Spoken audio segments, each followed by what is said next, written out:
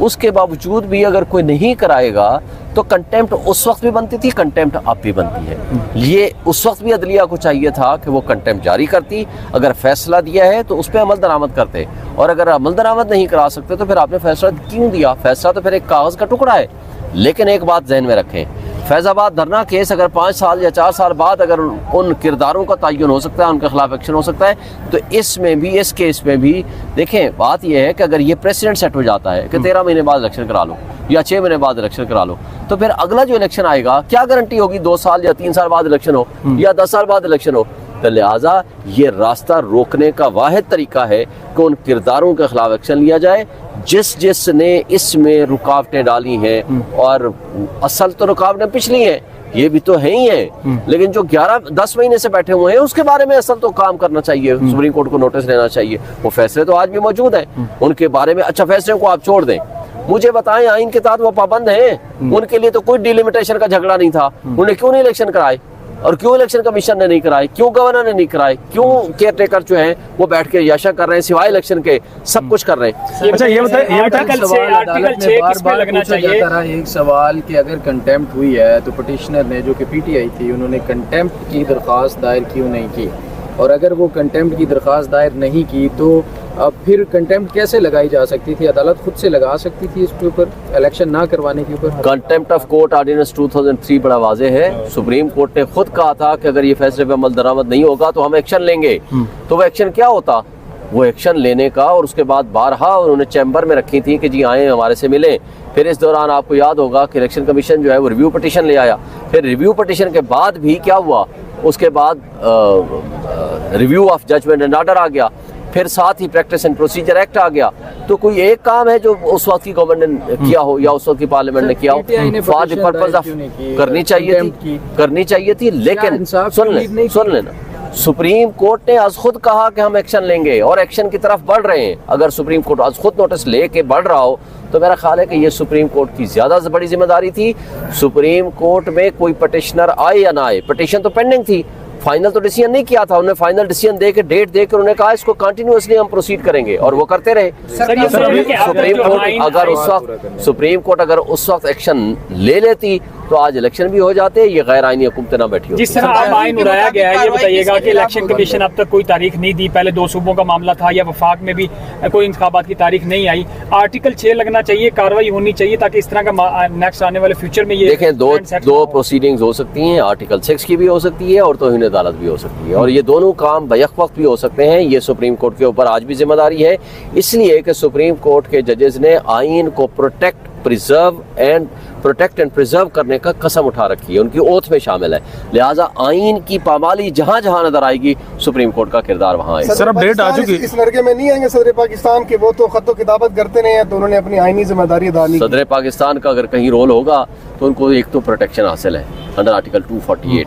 दूसरी बात यह है कि जो भी कोई किरदार है, मैं इसको आइडेंटिफाई नहीं करता कौन कौन है, जो भी किरदार है सुप्रीम कोर्ट तयन करे ना, तयन करे और उसके बाद उनको राइट ऑफ हियरिंग दे और प्रोसीड करें निकाले से लॉ। सर, आप कोर कमेटी के मेंबर भी हैं, सबसे पहले तो आप ये बताएं कि क्या इलेक्शंस के हवाले से क्या आप लोग तैयार हैं? दूसरा सवाल ऐड कर लें कि अब 8 फरवरी की डेट ऑलरेडी सदर और उनकी मशावरत के साथ हो चुकी है, तो आप लोग अभी भी मुतमईन हैं? 90 डेज तो ऑलरेडी क्लियर हो चुके हैं। और तीसरा भी आप सवाल चलो इसी में ऐड कर लें कि जो अपोजिशन लीडर हैं राजा रियाज, उनके पास और राना सनाउल्लाह के पास ऐसी कौन सी चिड़िया थी जिन्होंने पहले ही तारीख का ऐलान कर दिया था कि ये इस तारीख को इलेक्शंस होंगे, और पाकिस्तान तरीके से उनके पास जो चिड़िया है वो है कि क्योंकि वो मिली भगत है उनकी, इदारे सारे, एस्टेब्लिशमेंट और आपकी इलेक्शन कमीशन, ये सब 1 पेज पे हैं, इसलिए कि ये एक दूसरे को मुशावरत करके तय करते हैं। और ये अभी भी अगर सुप्रीम कोर्ट की इन्वॉल्वमेंट सीरियसली ना हुई तो इन्होंने इलेक्शन फिर भी नहीं कराने, इसलिए इनको नजर आ रहा है कि पॉलिटिकल साइड पे ये मुकाबला नहीं कर सकते पीटीआई का।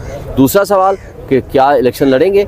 बिल्कुल हर हल्के से इंशाल्लाह हम इलेक्शन लड़ेंगे पीटीआई, किसी किस्म का कोई हमें कोई काम नहीं है। इलेक्शन कमिश्नर ने सहाफियों से गुफ्तगू में कहा कि बल्ले का निशान बैलेट पेपर पे होगा। उन्होंने तहरीक इंसाफ का भी इमरान खान से शिकवा किया कि मैं एक वक्त में उनका फ़ैन था, उन्होंने जल्दी की। कुछ लोगों की यकीन दहानियाँ कराई गई थी जो इस्तेकाम पार्टी में गए कि बल्ले का निशान नहीं होगा, लिहाजा वो पार्टी छोड़ दें। बड़ी एक खलबली मची हुई है, इसको कैसे देख रहे हैं आप? देखिए, इलेक्शन कमीशन ने फैसला अगस्त में अनाउंस किया था कि बल्ले का निशान रहेगा, लेकिन अभी तक लिख के नहीं दिया। तो अब हम बारहा दरख्वास्तें दे चुके हैं कि हमें फैसले की कॉपी दें, तो फैसले की कॉपी ना देने का मतलब ये है कि उनके ऊपर कोई प्रेशर है। तो हम उनसे मुतालबा करते हैं कि आप आइन के मुताबिक एक आइनी सरबराह हैं, आइनी इदारे के सरबराह हैं, आपको ये चीज़ें नहीं करनी चाहिए। जो कुछ आपके ऊपर अगर प्रेशर्स आते भी हैं, आपको आइन और क़ानून की बालादस्ती के लिए अपना रोल अदा करना चाहिए। एक सवाल आखिरी ये बताइएगा, फ्यूचर में अगर इंतखाबात नहीं होते तो किसी बावर्दी शख्स को पाकिस्तान के चीफ एग्जीक्यूटिव देख रहे हैं आप? देखें, मैंने तो कल भी कहा है, अगर अनडिक्लेयर्ड पावर्स सारी उनके पास हैं, इदारों को वो कंट्रोल कर रहे हैं, इलेक्शन कमीशन को वो कंट्रोल कर रहे हैं, अदालतों को के अंदर उनके मनपसंद के लोग बैठे हुए हैं, उनके ख्वाहिशात के मुताबिक फैसले दे रहे हैं, तो मैंने तो कहा है कि फिर ये केयर टेकर उनके कहने के ऊपर बैठे हुए हैं, फिर ये सारा ड्रामा बंद हो जाना चाहिए ना। फिर ड्रामा आज प्रैक्टिकली आइन है लेकिन मुअत्तल है, प्रैक्टिकली मुअत्तल है, कागज़ों में आइन है। आपके बुनियादी हुकूक कागज़ों में मौजूद है लेकिन प्रैक्टिकली मुअत्तल है। आपके यहाँ जमहूरियत बज़ाहिर है लेकिन एक्चुअली नहीं है। तो अगर ये सारा हमने ड्रामा रचा के मुल्क के इकॉनमी में तबाही मचानी है तो फिर ठीक है, फिर ड्रामा ना रचाएं, फिर उन्हीं को दे दें। लेकिन कोई तहजीब याफ्ता सिविलाइज्ड मुल्क में ये ड्रामे नहीं चलते। आइन और क़ानून के बग़ैर ना मुल्क में सरमायाकारी आती है, ना मुल्क ठीक तरीके से चल सकता है, ना इस मुल्क को आप सही ट्रैक पे खड़ा कर सकते हैं, चला सकते हैं। आज आपने लम्स यूनिवर्सिटी का स्टाइल देख लिया। पाकिस्तान का यूथ जो आज हमारा वोटर है 50% यूथ है। आज आप यूथ को जोर ज़बरदस्ती और डंडे के जोर पे उनके नज़रियात नहीं तब्दील कर सकते, और अगर डंडे के जोर पे नज़रियात तब्दील करने की कोशिश करेंगे तो उसका नुकसान आपकी रियासत को होगा, आपके इदारों को होगा, आपके मुल्क को होगा। ना यहाँ कोई सरमायाकार आएगा, ना आपके ओवरसीज़ आपके पाकिस्तान में पैसा लेकर आएंगे। मुझे बताएं कि अगर जरदारी साहब और नवाज शरीफ साहब सिर्फ अपनी अपनी प्रॉपर्टीज़ और अपना पैसा इस मुल्क में ले आएँ तो डॉलर आपका 50 रुपए पे आ जाएगा। लेकिन इनके बच्चे बाहर, ये खुद बाहर, इनकी प्रॉपर्टीज़ बाहर, इनका मरना जीना बाहर और इनकी कारोबार बाहर, और यहाँ आकर सिर्फ इक़्तिदार के लिए आते हैं। तो लोग जवान, हमारा यूथ जो पिछले एक साल में 12 लाख की तादाद में लोग यहाँ का प्रोफेशनल मुल्क से छोड़ के चला गया। और दुबई में आज आपकी क्या पोजीशन है? पाकिस्तान की तारीख का और दुबई की तारीख का सबसे ज्यादा इन्वेस्टमेंट पाकिस्तानियों ने वहाँ की है। और जो पेरिस में दुबई आप कह रहे हो घूमते हैं, उनका तो मैं पहले ही जिक्र कर चुका हूँ। आ चुकी है, अब भी इलेक्शन होते हुए आपके नजर आ रहे हैं या शकूक व शुबात PTI के लिए अभी भी बरकरार है? देखिए, शकूक व शुबात तो रहेंगे जिस दिन, जब तक के इलेक्शन का आखिरी दिन गुजर न जाए। शकूक व शुबात इसलिए हैं कि ये 7वीं तारीख हो रही है। आपने देखा 7वीं किस लिए? पहली तारीख प्रेसिडेंट ऑफ पाकिस्तान ने 9 अप्रैल दी थी, फिर सुप्रीम कोर्ट ने कहा था कि नहीं, with the consultation of election commission नई तारीख दे, फिर 30 अप्रैल तारीख दी थी। 30 अप्रैल आने के बाद फिर सुप्रीम को उसने चेंज कर दी थी इलेक्शन कमीशन ने 8 अक्टूबर। 8 अक्टूबर के बाद फिर क्या हुआ था, सुप्रीम कोर्ट ने 14 मई की तारीख दे दी थी। 14 मई में भी नहीं हुआ, 9 अप्रैल को भी नहीं हुआ, 30 अप्रैल को भी नहीं हुआ। फिर प्रेसिडेंट ऑफ पाकिस्तान ने 6 नवंबर की तारीख दे दी, फिर 6 नवंबर वाली तारीख भी नहीं हुई। ECP खुद कहता था कि हम जनाब जनवरी में कराएंगे, अब जनवरी की बजाय ये 11 फरवरी का कल कह गए और अब 8 फरवरी है।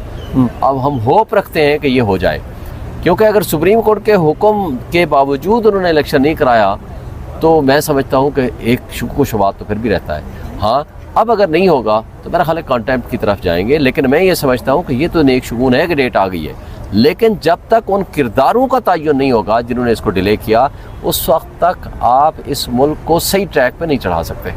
कुछ किरदारों का कल तज़किरा भी हुआ, सदर आरिफ अलवी साहब का बार बार जिक्र किया गया। पाकिस्तान तहरीक इंसाफ भी इस हवाले से नाखुश थी सदर आरिफ अलवी से कि उन्होंने डेट सिर्फ तजवीज़ दी है, अनाउंस कर देनी चाहिए थी, और वो क्या इसी कश्मकश में रहे कि शायद उनके पास इख्तियार है नहीं है, या उन्हें ऑलरेडी पता था इख्तियार है लेकिन वो जाना नहीं चाह रहे थे इलेक्शन की तारीख देने के लिए।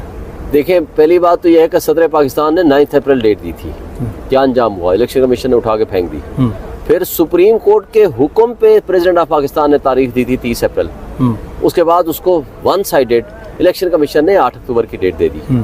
फिर सुप्रीम कोर्ट ने खुद 14 मई की डेट दी, उसको इलेक्शन कमीशन ने उठा के फेंक दिया, और तमाम PDM की जमातों ने उसकी तस्दीक की, जजेस का मजाक उड़ाया, और यहाँ खड़े होकर कंटेनर्स यहाँ ले आए और गालियाँ दी गई सुप्रीम कोर्ट के जजेस को। फिर आपने आगे देखा क्या हुआ। उसके बाद सदर पाकिस्तान ने 6 नवंबर की तारीख प्रपोज कर दी थी। एक एस्पेक्ट है, हम कहते थे उनको नोटिफाई करना चाहिए था डेट, लेकिन चूंकि वो सिर्फ नेशनल असेंबली की डेट दे सकते थे, बाकी सूबाई असम्बलियों की या इलेक्शन कमीशन ने देनी थी या गवर्नर्स ने देनी थी।